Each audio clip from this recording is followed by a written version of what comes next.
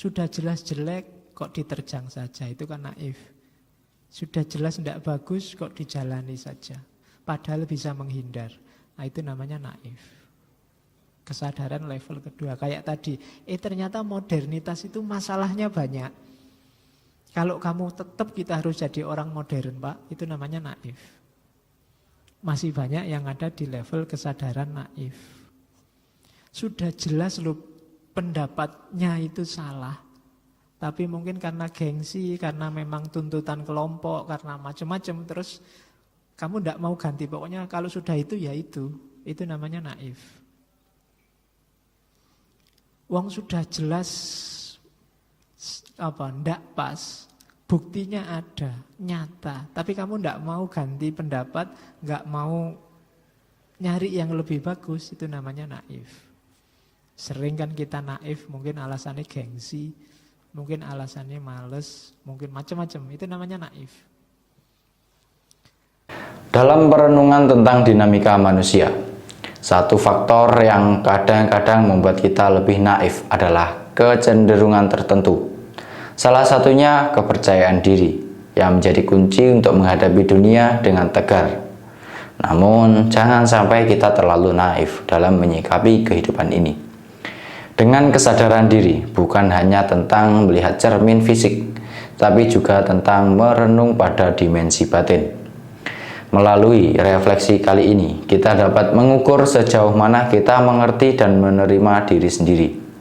Mari kita menggali ke dalam dan merajut makna kesadaran diri sebagai fondasi untuk pertumbuhan pribadi yang lebih bermakna dan memuaskan.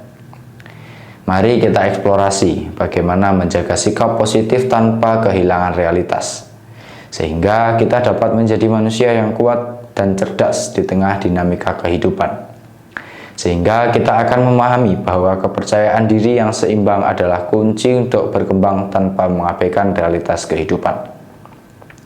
Jangan biarkan kepercayaan diri membuat kita terlalu naif. Sebaliknya, gunakanlah sebagai alat untuk tumbuh dan belajar, menjadikan kita manusia yang mampu menghadapi tantangan dengan kebijaksanaan dan kecerdasan.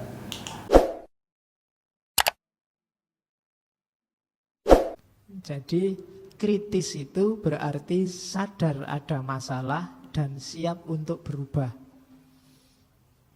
Kalau naif itu sadar ada masalah tapi tidak mau berubah.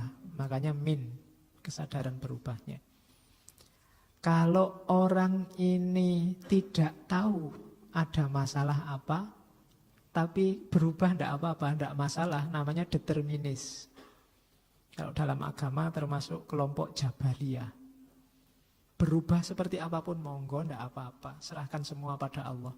Dari kaya jadi miskin, kita ditindas, macam-macam silahkan saja. Jadi dia siap menghadapi perubahan apapun, tanpa dia sadar ada masalah apa, tanpa dia mengkritisi. Itu berarti kelompok determinis namanya. Ada kelompok apatis. Kelompok apatis ini kelompok yang sudah cueknya luar biasa. Dia tidak tahu ada masalah, juga tidak peduli berubah atau tidak berubah. Ini apatis. Dia tidak mau berubah dan tidak mau tahu ada masalah atau tidak. Ini apatis. Alamat mandek. Nah, ini level-level kesadaran. Jadi ada kesadaran kritis, ada kesadaran naif, ada kesadaran deterministik, ada kesadaran apatis. Saya tidak tahu kita ada di mana, jangan-jangan kita ini malah apatis. Tidak pernah ngurusi ada masalah apa enggak dalam hidupku, yang penting pulsa masih ada, kuota masih banyak. Kan itu nyawamu hari ini. Urusan lain gampang besok, yang penting gitu. Dan tidak juga siap untuk berubah, sudahlah Pak, hidup semacam ini sudah enak, santai, tidak sumpek, sudahlah. Tidak usah neko-neko lah Pak, dinikmati saja. Berarti kita ada di sebenarnya apatis. Tidak mau memahami ada masalah apa dalam hidup ini, dan juga tidak mau repot untuk berubah. Berarti kita apatis. Ada yang levelnya lebih tinggi, deterministik. Deterministik itu tidak mau peduli ada masalah apa, tapi kalau berubah ya tidak apa-apa. Mau gimana lagi Pak, hidup ini kan tinggal menjalani. Nah itu berarti kita deterministik. Atau ada masalah, kita tahu masalah itu, bisa membaca, tapi kita nggak mau berubah. Pak, ya jangan berubah kayak gitulah Pak, nanti kalau berubah resikonya berat Pak. saya ini kan masih belum punya daya apa-apa Pak, jadi ya sudahlah, saya tetap gini aja meskipun saya tahu ada masalah. Itu namanya orangnya naif. Naik kelas sedikit jadi orang kritis. Kritis itu paham masalah dan mau untuk berubah. Karena itu kita harus hati-hati sekarang dengan kesadaran hidup kita. Orang-orang di teori kritis punya klasifikasi, ada 3 jenis kesadaran. Ada kesadaran magis, ada kesadaran naif, ada kesadaran kritis. Kesadaran magis itu kesadaran pasrah. Jadi ya memang dunia ini seperti ini Pak, mau diapain lagi? Kita itu kan cuma hanya bisa menjalani. Sudah ada yang bikin skenario. Nah, ini kamu levelnya ada di kesadaran magis. Kita mengalir saja Pak, nanti kan kalau memang Allah menginginkan kebaikan, ya kita dapat kebaikan. Kalau enggak, ya semuanya kan Allah yang tahu. Nah, itu kesadaran magis. Kesadaran pasif, pokoknya kamu enggak mau ngapa-ngapain, pokoknya serahkan aja semua pada Allah. Itu. Jadi dikritisi kalau di barat. Sementara kalau di timur kan di antara keutamaan itu yang model semacam ini. Kesadaran level magis inilah yang dikritik habis-habisan oleh Karl Marx. Sehingga terus banyak orang menuduh berarti Marxisme, komunisme itu anti agama. Lebih tepatnya anti keberagamaan. Yang dikritik apa? Agama yang jadi kayak candu. Orang melayang. Candu itu kan bikin kita sakau kalau hari ini. Tidak ngerti realitas itu, kamu sedang ditindas habis-habisan. Kamu sedang diperas tenagamu, kamu sedang dizolimi luar biasa. Tapi kamu sudahlah, dunia ini sementara. Allah yang mengatur segalanya. Kita pasrahkan semuanya kepadanya. Tidak apa-apa sengsara di dunia. Besok di akhirat kita masuk surga yang paling tinggi. Kesadaran semacam ini yang dikritik oleh Karl Marx. Sampai menyebut bahwa agama itu candunya masyarakat. Maka kalau tidak ingin cocok sesuai dengan ramalannya Karl Marx, beragamalah yang aktif. Bukan beragama yang pasrah. Beragama yang membebaskan. Kalau enggak, berarti ramalannya Karl Marx cocok. Agama kayak candu bagi kita. Membuat kita pasrah, pasif. Kesadarannya level magis. Dapat nilai jelek, sudah takdirnya Pak. Nah, itu namanya magis. Tidak lulus-lulus, ya Pak, di Lauhil Mahfudz sudah ditulis saya lulus tahun berapa Pak. Ya wes, kalau gitu selesai urusannya. Itu kesadaran magis. Ada naik level sedikit, namanya kesadaran naif. Kesadaran naif itu, kamu tahu ada masalah. Lu naik 1 tingkat daripada kesadaran magis. Cuma kamu tidak mampu untuk menyelesaikan masalah itu. Terus kamu biarkan saja. Iya sih Pak, nilai saya jelek. Tapi mau gimana lagi Pak, sudah belajar juga masih jelek, ya sudahlah. Itu kesadaran naif. Yo strateginya gimana biar nilainya bagus, apa ke rumah dosennya bawa salak 10 kilo apa gimana. Biar gak jadi naif. Jadi kesadaran naif itu tahu ada masalah, tapi dibiarkan saja atau merasa tidak mampu menyelesaikan masalah dan ya sudah, diabaikan. Itu naif namanya. Sudah jelas jelek, kok diterjang saja, itu kan naif. Sudah jelas tidak bagus, kok dijalani saja. Padahal bisa menghindar. Nah itu namanya naif. Kesadaran level kedua, kayak tadi. Ternyata modernitas itu masalahnya banyak. Kalau kamu tetap kita harus jadi orang modern Pak, itu namanya naif. Masih banyak yang ada di level kesadaran naif. Sudah jelas lu pendapatnya itu salah. Tapi mungkin karena gengsi, karena memang tuntutan kelompok, karena macam-macam. Terus kamu tidak mau ganti, pokoknya kalau sudah itu ya itu. Itu namanya naif. Wong sudah jelas ndak pas. Buktinya ada, nyata. Tapi kamu tidak mau ganti pendapat, nggak mau nyari yang lebih bagus. Itu namanya naif. Sering kan kita naif, mungkin alasannya gengsi. Mungkin alasannya males, mungkin macam-macam. Itu namanya naif. Oke, yang ketiga ini yang disarankan, kesadaran kritis. Kesadaran kritis itu tahu ada masalah dan berusaha untuk menyelesaikan masalah. Nah, itu berarti sudah kritis. Kalau hanya tahu masalah, tidak bisa menyelesaikan masalah, belum kritis. Namanya naif.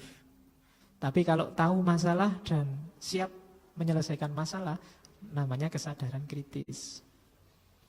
Ada lagi di atasnya kesadaran kritis, namanya kesadaran transformatif. Kesadaran transformatif itu tidak sekedar mau berusaha untuk mencari yang benar, tapi juga mau berubah. Sebagai konsekuensi ditemukannya kebenaran. Itu berarti orang ini jenisnya punya kesadaran transformatif. Banyak orang yang tahu kebenaran tapi tidak mau berubah. Itu dia berarti belum transform, masih macet, masih jumut. Mungkin dia sudah kritis, pikiran-pikirannya canggih, dia mampu menganalisis, mencari jalan keluar. Jalan keluarnya ketemu tapi dia sendiri nggak mau keluar. Itu kritis tapi belum transformatif. Transformatif itu dia sendiri sudah mau berubah. Itu berarti kesadaran yang diinginkan oleh teori-teori kritis. Ahli-ahli teori kritis, ya kita kalau bisa naik levelnya ke kesadaran transformatif. Belajar filsafat mungkin kita nyampe ke kesadaran kritis. Apa-apa kita petakan, duduk persoalannya, solusi yang mungkin. Tapi ada yang lebih tinggi dari itu, kesadaran kritis. Makanya ada kalimat yang terkenal sekali dari Karl Marx itu kan, para filosof sudah banyak berteori merumuskan tentang dunia, padahal yang penting itu bukan pikiran-pikiran tentang dunia, tapi bagaimana mengubah dunia. Nah, itu Karl Marx. Jadi sekarang kita raba diri kita sendiri, kita ada di level kesadaran yang mana. Kita ini kelompok magis. Magis ini bahkan dia tidak tahu ada masalah atau tidak.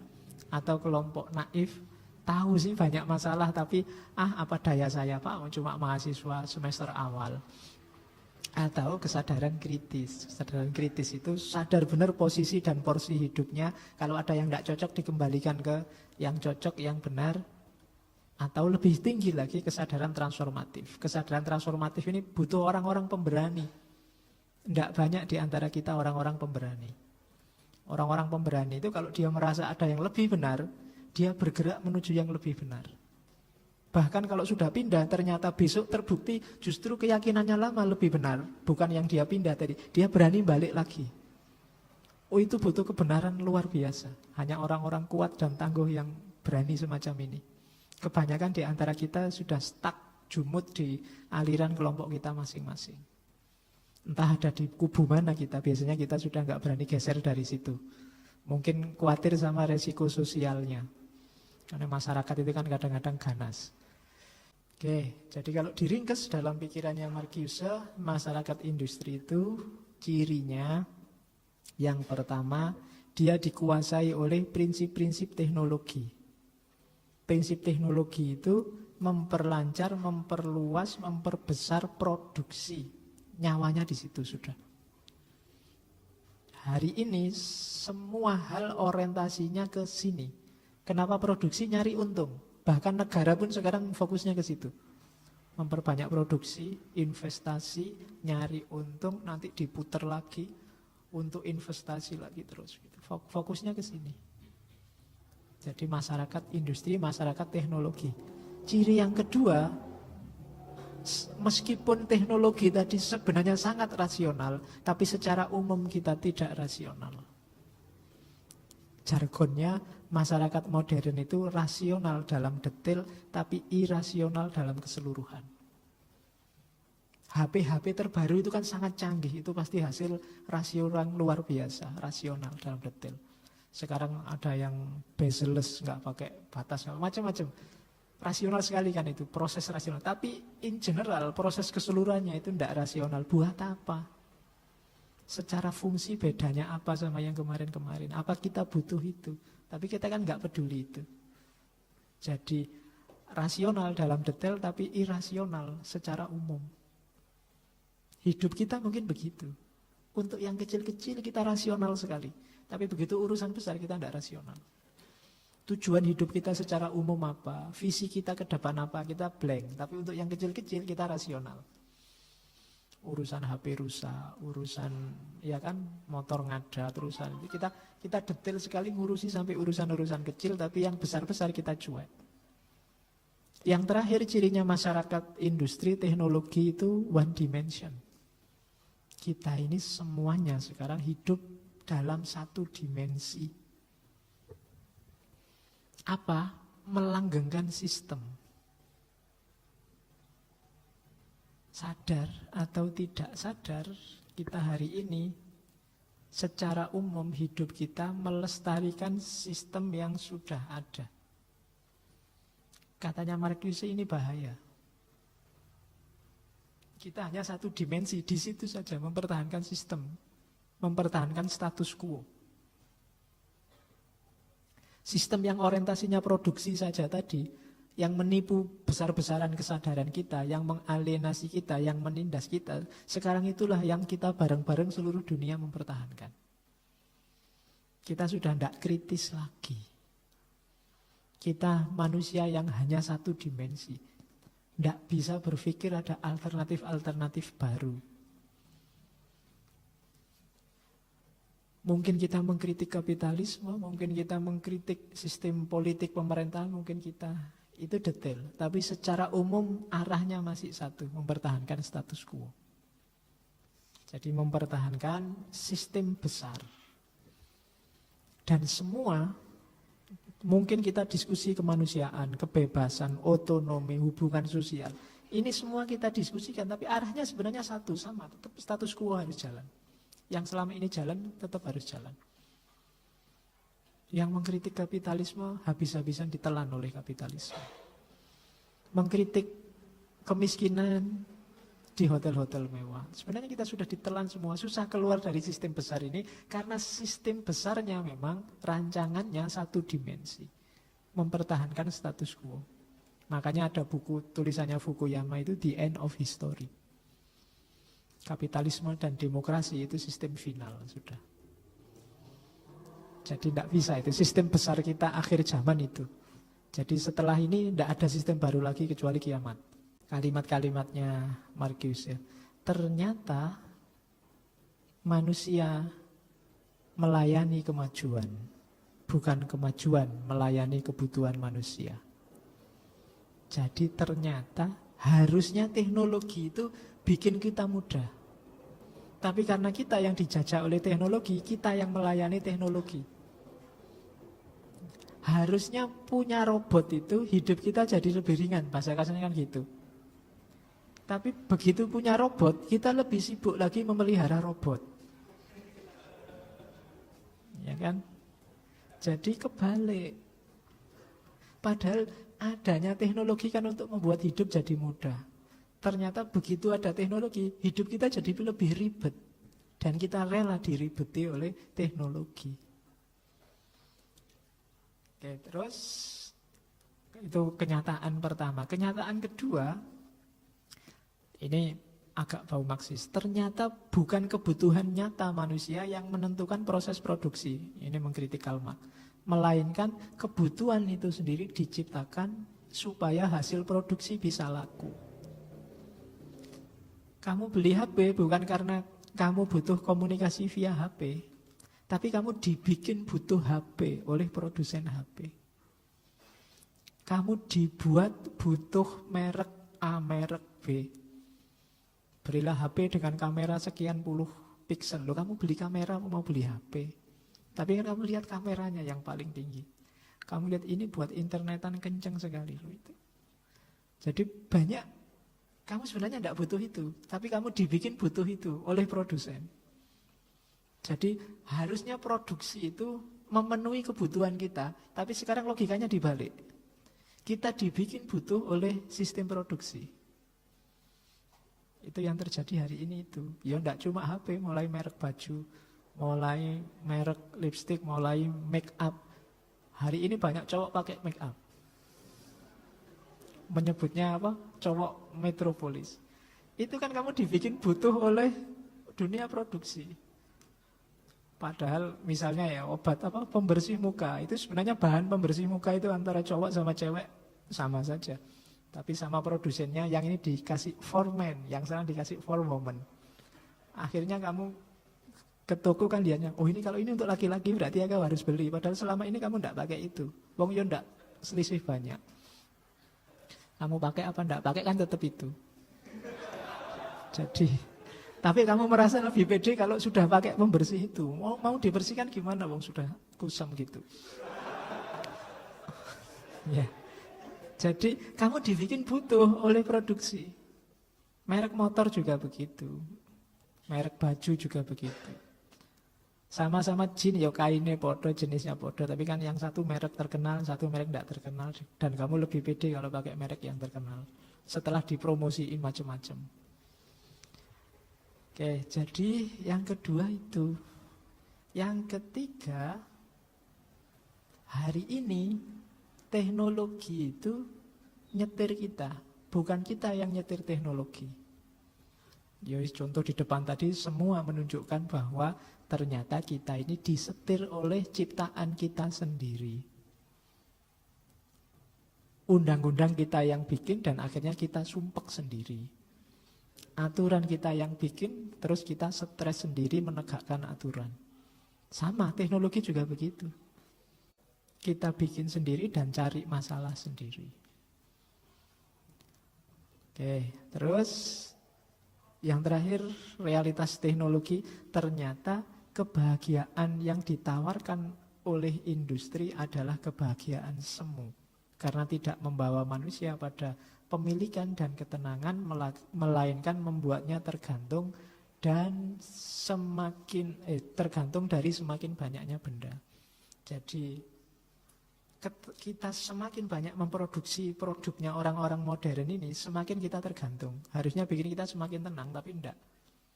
Kita enggak semakin bahagia. Beli motor terbaru malah bikin was-was. Akhirnya kita pakai kunci duplikat sampai 3 atau 4 itu sudah pakai. Biar enggak kemalingan, Pak. Malah was-was. Pokoknya ada yang terbaru malah bikin kita sibuk, bikin kita sumpek. Beli HP terbaru, akhirnya beli casingnya aja rangkep 2, ditambahin ring lah, tambahin macam-macam untuk melindungi. Itu kan malah bikin ribet. Enggak tambah bahagia, tambah was-was. Jadi ternyata mode produksi kita itu menjebak kita sendiri. Tidak perlu ada penjajahan, kita sudah dijajah habis-habisan. Oleh siapa? Bikinan kita sendiri. Produknya manusia sendiri. Itu realitas masyarakat teknologi, katanya Marcuse. Oke, sekarang kita lihat dalam one dimensional man. Katanya Marcuse, masyarakat hari ini itu cirinya satu, teknologi. Maka dia menyebutnya masyarakat teknologi. Cirinya apa masyarakat teknologi itu? Yang pertama, manusia itu tidak penting. Peran manusia tidak menonjol. Lebih populer teknologinya. Itu contohnya banyak, saya nggak perlu menjelaskan. Kalau Agnes Monica mempromosikan HP, itu kan penting mana HP-nya sama Agnesnya? Penting HP-nya. Yang ditonjolkan kan HP-nya. Ya kan, motor keluaran baru, mobil keluaran baru, meskipun yang mengiklankan seksi-seksi, tetap kan yang ditonjolkan mobilnya, motornya. Teknologi lebih menonjol, lebih penting daripada manusianya. Oke, ngaji kayak gini misalnya masuk YouTube, itu kan lebih penting YouTube-nya. Jadi teknologi lebih menonjol. Kamu download buku sampai banyak e-book itu kan paling yang dibaca berapa? Tidak penting, yang penting punya koleksi e-book banyak. Jadi itu cirinya manusia teknologis. Ya kan, HP-mu itu mungkin harusnya sekarang ada HP yang sudah dipakai nelpon, nggak penting, SMS juga nggak penting, yang penting ada WA sama internetnya ada, selesai. Wong ya fungsinya nggak kepake yang itu. Tapi kan enggak, yang penting kita punya HP yang isinya macam-macam. Padahal coba kamu lihat fitur HP-mu itu ada 20-an lebih HP baru itu, paling yang kamu pakai berapa? Kalau dibuang kan kamu enggak mau, diganti HP juga enggak mau. Kadang-kadang kamu internetan tidak bisa, WA tidak bisa, tapi smartphone-nya kelas canggih. Jadi isone cuma nelpon sama SMS. Itu pun kalau ada orang nelpon mau ngangkat, tapi ngangkatnya piye ya? Tidak bisa. KPN HP. Tapi kamu keren, kemana-mana kamu tenteng. Lebih menonjol HP-nya. Padahal kadang-kadang HP jadul, sementara temanmu HP-nya HP baru. Itu kan kamu tidak mau menonjolkan HP baru ini. Mungkin kamu padahal orang pinter, orang baik, tapi karena HP-nya jelek, kamu minder. Lebih penting HP-nya kadang-kadang. Oke, teknologi, peran manusia tidak menonjol. Resikonya apa? Manusia teralienasi dari kemanusiaannya. Jadi kita tidak bisa mengekspresikan sisi manusiawi kita sepenuhnya. Karena ada teknologi. Ya banyak sisi-sisi manusiawi, keakraban, keintiman, ketulusan. Itu agak susah sekarang nyari. Nanti contohnya banyak di belakang. Yang ketiga, ya, kalau dulu manusia ini punya tujuan hidup. Sekarang tujuan itu dikondisikan oleh situasi yang namanya teknologi tadi. Jadi tidak bisa lagi pokoknya kita ingin apa enggak. Sekarang mau ngomong, mengeluarkan pendapat aja kan kamu mikir mempertimbangkan teknologi. Ini kira-kira pakai kalimat yang menjual, yang bisa viral apa ya? Ya kan kamu pikirnya ke situ. Yang kira-kira nanti yang like banyak itu kira-kira mengemasnya gimana ya? Teknologi. Kadang kamu jalan-jalan rekreasi aja kan kamu tidak menikmati kamu sedang rekreasi di mana, tapi kamu nyari sudut yang paling bagus untuk selfie. Jadi kamu tidak lihat itu loh alam seindah ini kan tidak jadi fokusmu wah ini sudut mana yang bagus, spot mana yang enak untuk selfie kan selalu mikir gitu. Kadang-kadang sampai nekat nyari yang dekat jurang lah, nyari yang itu apa menikmati kamu kan cuma nyari pingin pamer ke yang lain. Jadi teknologi nyetir dirimu, bukan kamu yang nyetir teknologi. Itu cirinya masyarakat teknologi, katanya Markius. Dan akhirnya kamu ditindas oleh makhluk yang namanya teknologi. Hari ini kamu habis-habisan sudah ditindas oleh teknologi. Kamu tidak bisa lepas dari HP-mu 1 jam, 2 jam saja. Baru dicas saja bolak-balik kamu tengok. Ya kan kamu nggak tega sekali kamu. Ya kan kamu ditinggal pacarmu LDR jauh bertahun-tahun nggak masalah, tapi ditinggal HP-mu kamu stres. Baru 1 jam, baru 2 jam itu kamu sudah. Jadi kamu, ya itu contoh kecil ya HP. Banyak yang lain kamu tidak sadar, besar-besar. Teknologi. Jadi kita jadi masyarakat teknis sekali. Cara berpikir kita hari ini persis kayak robot akhirnya. Cara hidup kita juga begitu. Sekarang pegawai-pegawai di kantor itu semuanya absennya pakai mesin semua. Jadi telat 1 detik atau 1 menit aja dianggap telat. Itu kan agak tidak manusiawi sebenarnya. Ya manusia lah, bukan robot. Siapa ngerti kamu macet. Apa kebetulan pagi ini di kamar mandinya agak lama. Karena lagi asik main game kok menang terus akhirnya nggak keluar. Iya. Ini mumpung menang ya Pak, kurang dikit jadi akhirnya telat kuliah. Oke, jadi teknologi sekarang menindas kita dalam banyak aspek termasuk televisi, HP, mobil merek terbaru, motor merek terbaru, merek baju, jaket, celana, macam-macam. Itu kan penindasan demi kita tidak lagi main fungsi tapi banyak main gengsi teknologi.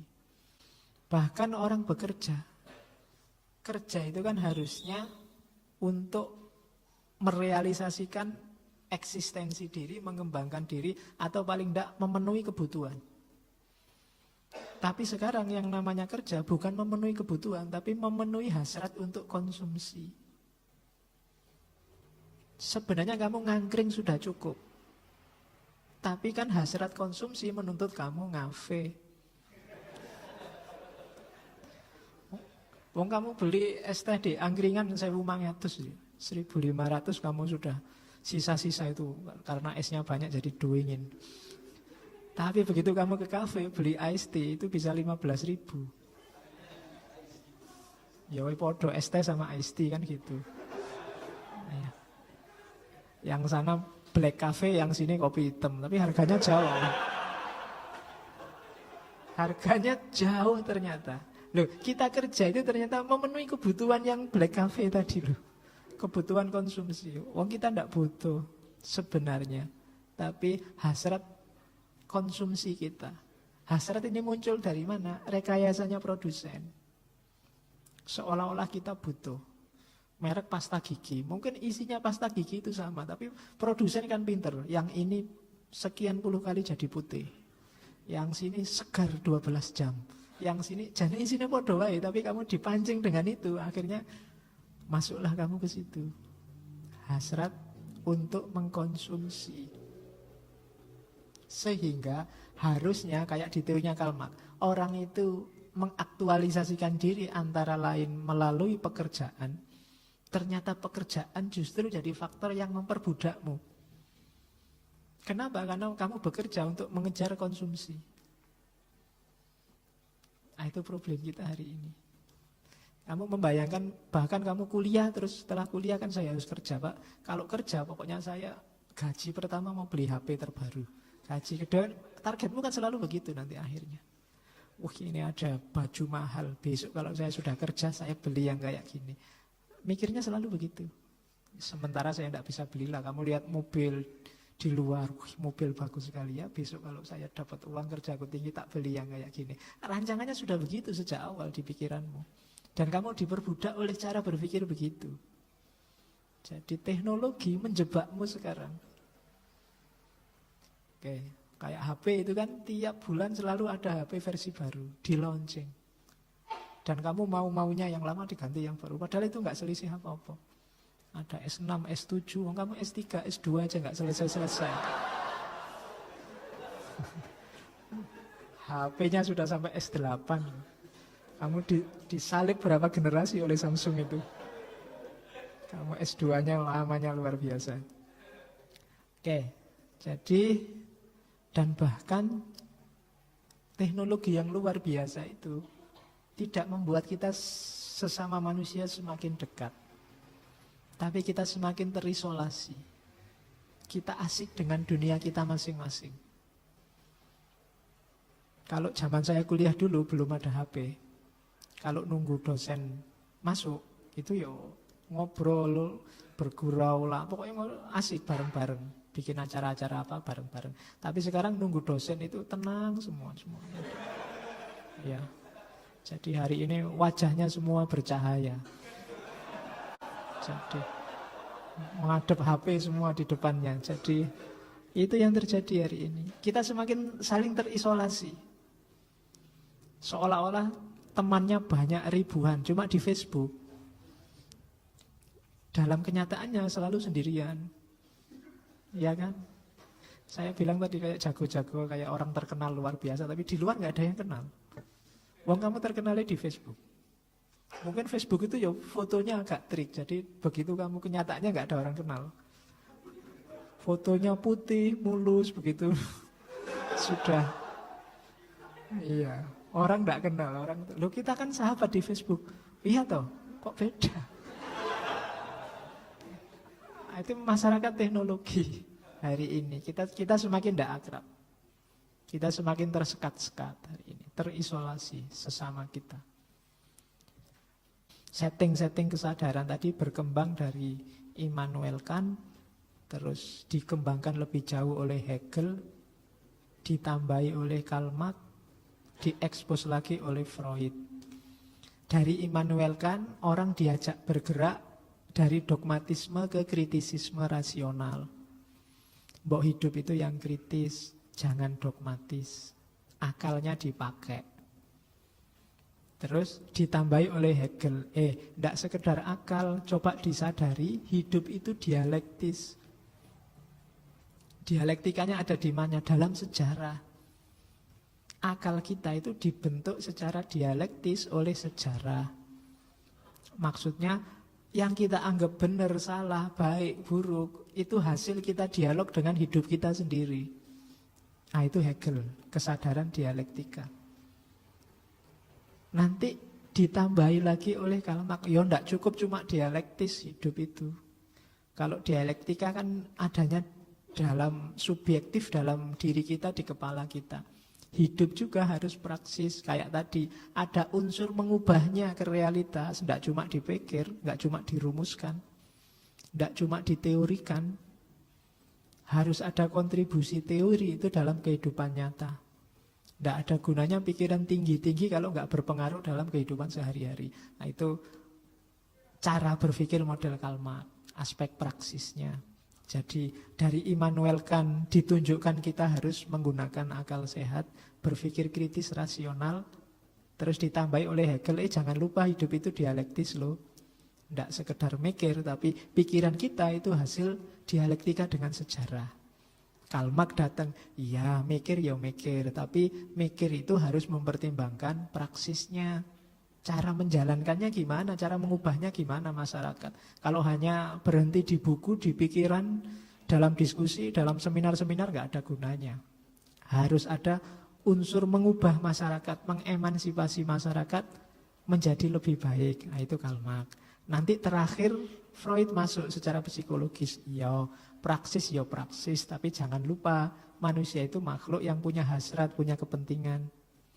Tidak setiap praksis yang semula niatnya baik terus mesti baik begitu. Di balik itu harus dibongkar itu. Ada hasrat, ada keinginan, ada motif tersembunyi. Nah, itu Freud mengingatkan. Nah, itu jalannya orang modern begitu. Itu 4 tokoh besar modern Barat, Immanuel Kant, kemudian Hegel, Karl Marx, dan Freud. Diawali dari menyuruh kita berpikir kritis, kemudian diingatkan bahwa kita itu makhluk menyejarah yang berdialog dengan kenyataan. Jadi pikiran kita, pikiran alatnya, tapi isinya itu sejarah, kenyataan hidup. Diingatkan lagi oleh Karl Marx, ya berpikir, tapi jangan cuma berhenti di berpikir. Harus ada unsur praksisnya. Diingatkan akhirnya oleh Freud, ya praksis, tapi jangan lupa di balik itu pasti ada kepentingan-kepentingan terselubung. Hasrat-hasrat manusia. Nah itu ringkesannya filsafat Barat modern. Semua tokoh yang lain tidak akan jauh-jauh dari situ cara berpikirnya. Baik tentang hasrat, tentang praksis, tentang historisitas, atau tentang rasionalitas. Itulah setting intelektualnya